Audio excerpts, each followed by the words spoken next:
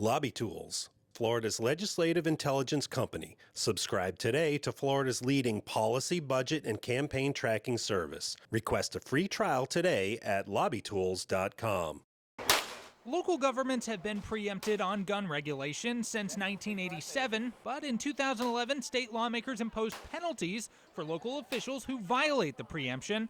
The penalty, fines as high as $5,000 and potential removal from office. Local governments suing the state scored a victory in a circuit court with a judge striking down the penalties, but now an appellate court is being asked to overturn that ruling. Local governments are not separate sovereigns. They are inferior arms of the state.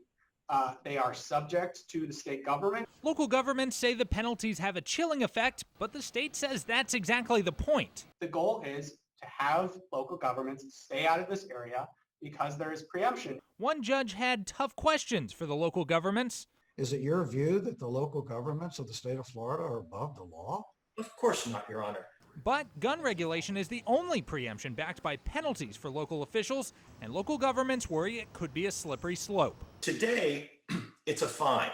It's a fine and a deprivation of your ability to obtain a public defense, whatever the consequences may be. Tomorrow, a local official is jailed for having, in good conscience, voted for legislation, merely voted for legislation.